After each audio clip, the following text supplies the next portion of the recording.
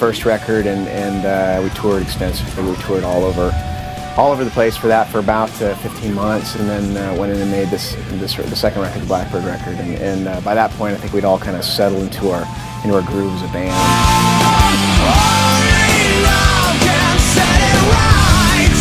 When I was brought into the first record, half the record was already finished, and then I helped out on the other half where I could. But this record, the second one, was definitely a collaboration. I mean, I basically lived with Mark for about a year, and we put the thing together. It's a cool dynamic with this band because I think everybody trusts each other's instincts, and songwriting at the end of the day is about having a good filter system. If you have all these ideas and you don't know, sometimes you don't necessarily know which ones are the gems, and it helps to have people around you who you trust, and you can help gauge that, and we've got that system in place with this band.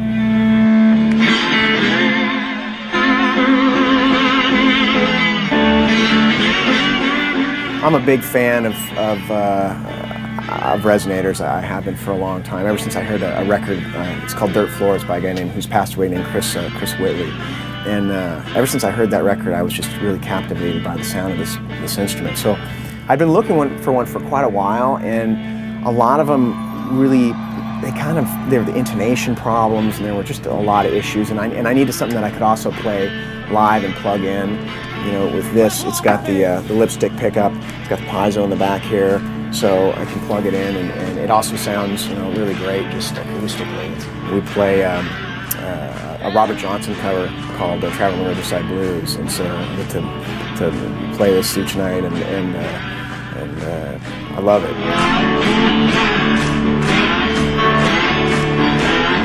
If your man gets personal, I want you to have your fun. If your man gets personal, I want you to have your fun. Come on back to Fried Pond Mama now. They'll have some. We put these guitars through a lot of stress. It's a lot of climate changes, a lot of just the different variables that can really screw with an instrument. I have, knock on wood, that's not even real wood, I don't think.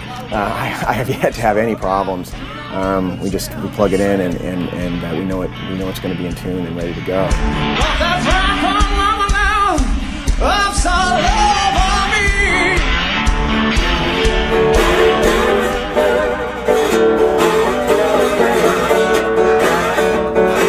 Well, one of the things that really drew me to this particular instrument was the fact that the neck dimensions were closer to electrics, and I started off an electric guitar player, and so a lot of times with these resonators, they'll be huge, they'll be baseball bats, and when I picked this up, my hand felt really comfortable, and it just helps, and it's actually a little thinner body, which I wasn't sure about at first because normally resonators are pretty thick.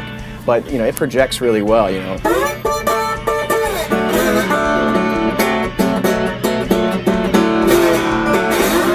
mean, it rings out really nice. I love the look of this particular one. I know they make one that's I believe it's the chrome one, and that's really cool. It's really snazzy. But I like this because it's got that worn vintage look, and I think that it screams Delta blues.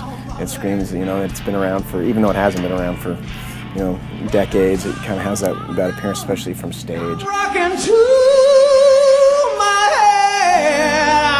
head.